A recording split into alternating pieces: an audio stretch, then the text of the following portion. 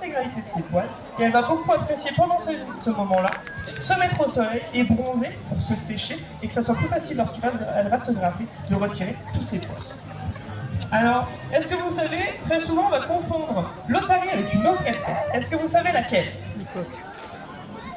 Le phoque, tout à fait. Très souvent on va confondre ces deux espèces. Alors ce sont bien deux espèces distinctes, qui sont différentes, mais qui font partie de la même famille, la famille des griffelles.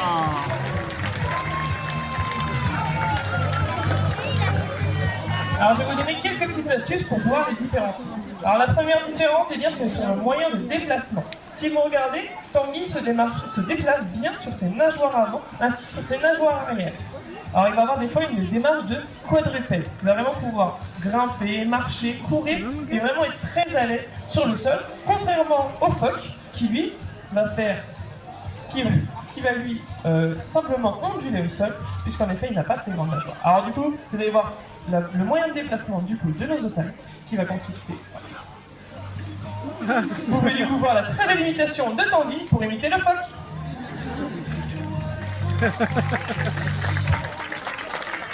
Donc le phoque lui va avoir simplement des petites nageoires ramassées sur le côté, pas assez puissantes pour supporter le poids du corps, et donc le phoque va lui onduler comme le ferait une chenille ou encore un ver de terre.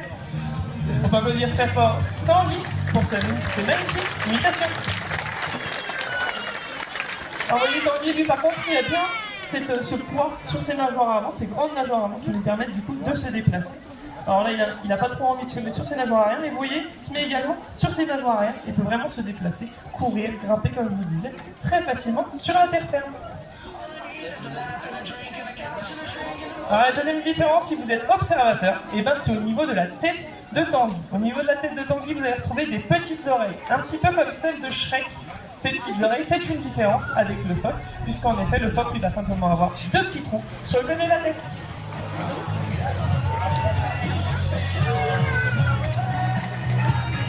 Mesdames et messieurs, Tanguy!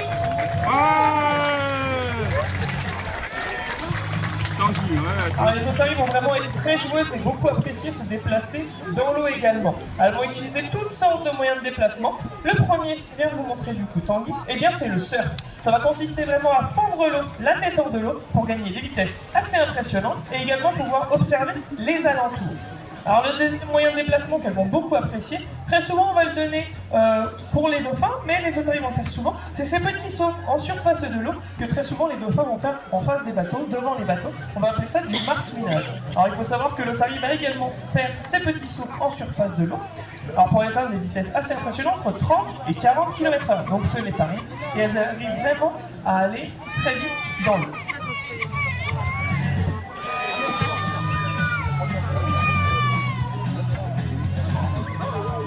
Alors messieurs, dames, vous êtes bien les acteurs dans la désensibilisation de nos otaries.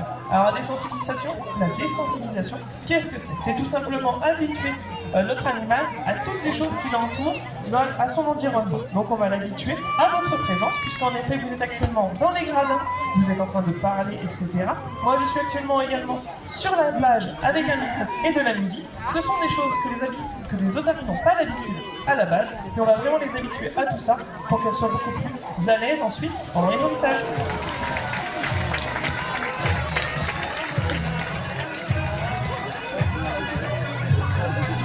Alors ce que vous venez de voir du coup c'est un exercice dynamique. Nous on va appeler ça du coup les boules. Ça va tout simplement consister à demander à Tanguy de s'immerger dans l'eau et ensuite de se propulser et de venir toucher les ballons. Mais avant d'en arriver là, il y a énormément d'étapes. On va avancer petit à petit jusqu'à ce que vraiment notre otarie puisse toucher les ballons au-dessus de l'eau. Donc pour ça, on va vraiment avancer à tâtons, à la vitesse de notre otarie, en lui demandant des petits comportements à la base, et on va évoluer un petit peu plus en rajoutant des difficultés et en augmentant nos récompenses. Alors dans nos entraînements, nous avons deux types de récompenses. La première, comme vous pensez très certainement, c'est la récompense du poisson. On va venir donner du poisson à notre otarie pour énormément récompenser un comportement qu'on lui aura demandé. Mais nous, on a rajouté une deuxième récompense qui est un peu plus la caresse et l'interaction avec le soigneur. Alors comment ça marche? Tout simplement, des fois le matin, nos otaries, elles n'ont pas forcément un grand appétit avec le temps, avec l'âge. Donc on a instauré du coup cette récompense pour que, même si notre otarie n'a pas faim le matin, on puisse quand même travailler avec elle.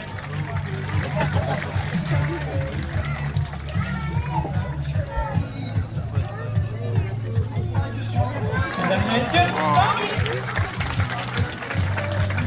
Alors vous voyez, ce sont vraiment des nageoires très puissantes qui peuvent quand même supporter son poids du corps. Comme je vous disais, il pèse 180 kg, donc ce n'est pas rien de pouvoir soulever tout ça.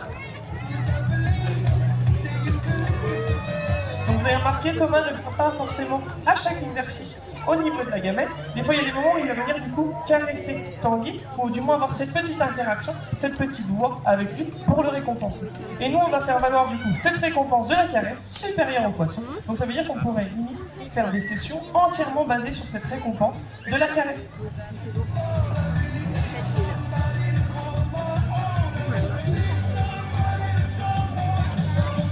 Alors nous, on va baser toutes nos sessions d'entraînement sur l'aspect positif des choses. Donc on va énormément se concentrer sur les choses positives dans l'entraînement. Par exemple, on va lui demander un comportement. Par exemple, on lui demande de monter sur le ponton, il va nous suivre. Et si vous entendez bien, Thomas va faire ses petits oui un petit peu aigus. Ça va valider le comportement et ensuite il va y avoir du coup cette récompense de la caresse. Et on va avancer petit à petit avec des petites étapes jusqu'à vraiment avoir des comportements totalement acquis et des otaries qui soient totalement contents de travailler avec nous.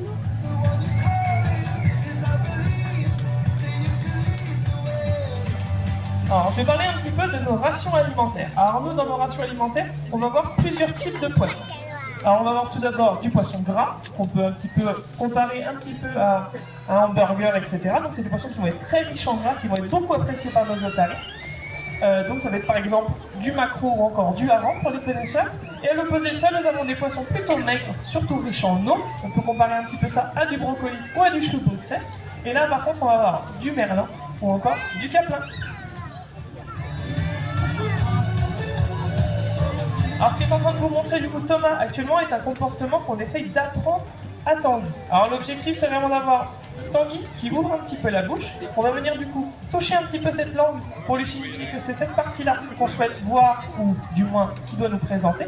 Et petit à petit, lorsque l'otarie va tirer un petit peu la langue, on va valider et récompenser plusieurs fois à la suite jusqu'à ce que l'otarie vienne carrément tirer la langue parce que l'objectif du coup de l'exercice c'est d'avoir Tanguy qui nous tire la langue.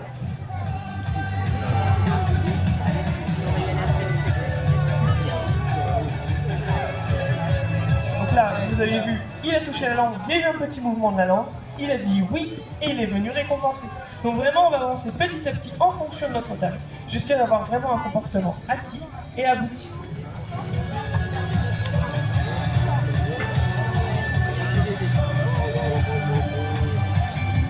Alors là, vous voyez vraiment l'aisance de Tanguy dans l'eau. Vous voyez vraiment, il peut vraiment faire ses demi-tours et vraiment aller chercher des poissons dans n'importe quelle position dans le bassin. Alors c'est très simple, comment ils arrivent à avoir ces vitesses-là? Ils vont utiliser du coup leurs grandes nageoires pour faire du coup des rames et se propulser dans l'eau. Et les nageoires arrière, elles, vont servir de gouvernail. Donc lorsqu'elle voudra faire un demi-tour complet, elle va braquer du coup ses nageoires arrière pour pouvoir faire un demi-tour. Alors notre planète malheureusement est touchée par une grande pollution et c'est notre pollution plastique. Nos plastiques vont être poussés par le vent ou encore par les rivières jusqu'en mer où malheureusement les otaries vont confondre nos déchets plastiques avec leur alimentation. Puisqu'en effet, une bouteille vue du dessous, ça ressemble quand même trait pour trait à un calamar ou encore un sac plastique à une aiguille. Alors, du coup, l'otarie va confondre ça avec son alimentation, va les ingérer, les avaler, et vous imaginez malheureusement les conséquences dramatiques que ça a sur leur santé. Mais il existe un tout petit geste qu'on apprend très souvent.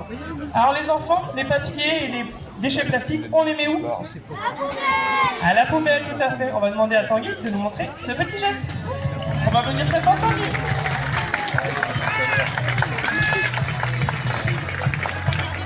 Alors on est tous d'accord, si Tanguy avec un petit peu d'entraînement parvient à mettre du coup ses déchets à la poubelle, on en est tous capables. C'est vraiment avec ce geste qui peut sauver énormément d'individus et vraiment pouvoir protéger énormément notre nature.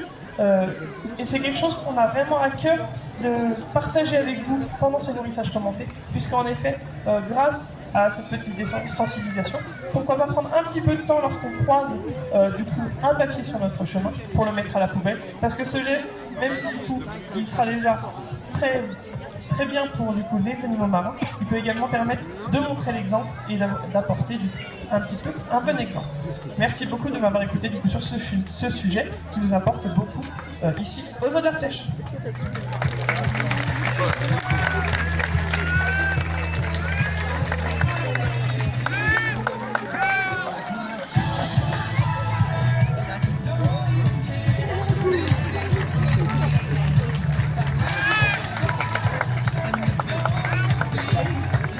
l'objectif actuellement, c'est d'avoir du coup Tanguy qui nous fait le bye-bye. Donc il nous fait le bye-bye avec la nageoire gauche, parfaitement. Mais on lui demande du coup de le faire également avec la nageoire droite.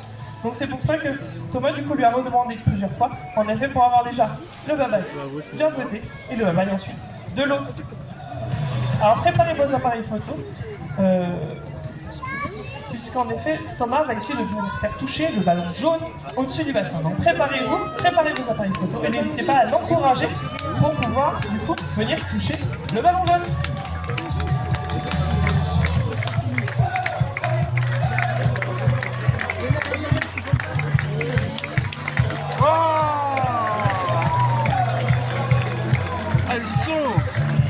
Alors on va redemander une deuxième fois les boules à Tipeee, puisqu'en effet il était vraiment à pas grand chose de le toucher, donc n'hésitez pas vraiment à l'encourager et à lui donner toute votre énergie pour venir toucher la boule jaune.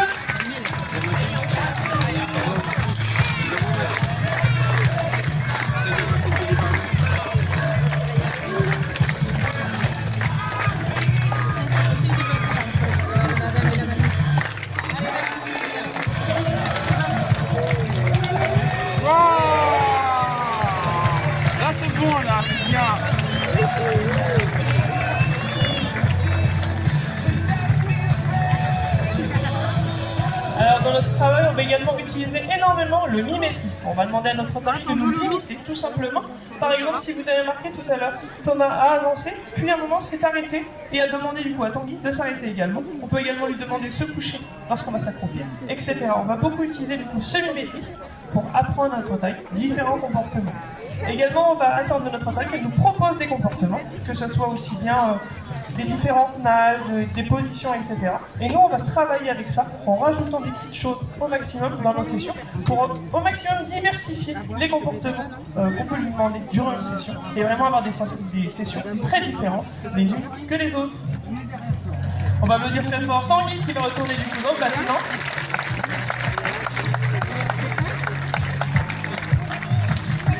Alors pendant que Thomas va chercher du coup le deuxième individu, ça me permet de repartir du coup.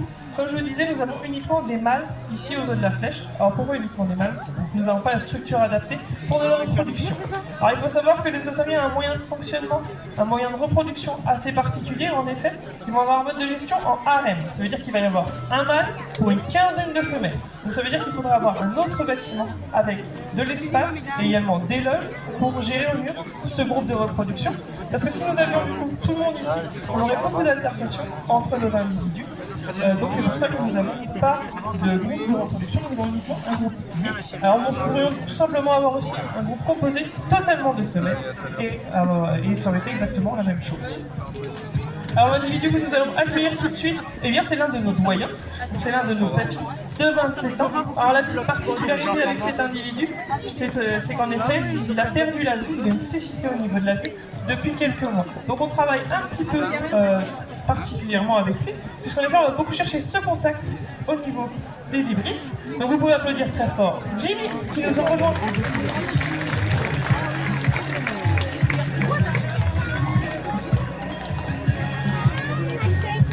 Alors du coup, Jimmy, comme je vous disais, a une cécité au niveau de la vue.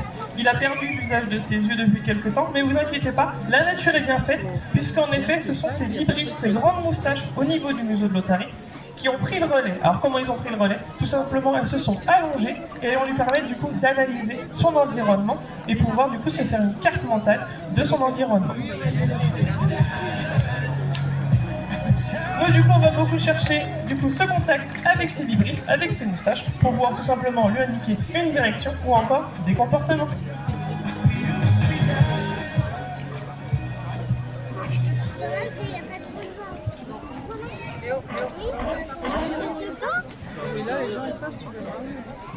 Il parle qu'à parler. On peut applaudir très fort. Jimmy. Alors, est-ce que vous savez comment on va appeler le cri d'une otarie? N'hésitez pas à dire bien fort si vous avez la réponse. Comment on va appeler du coup le cri? L'aboiement, tout à fait. L'otarie va aboyer comme le ferait le chien. Alors, deuxième petite particularité, petit point commun avec le chien, et bien le bébé à la naissance, le bébé otarie, et ben on va appeler ça un chiot. Un chiot. Ah, chaud. N'hésitez pas à préparer vos appareils photo encore une fois. Ah ouais. Alors du coup, on va pas hésiter à encourager Jimmy, puisqu'en effet, il nous a fait un tout petit saut. On va lui demander du coup une deuxième fois l'exercice.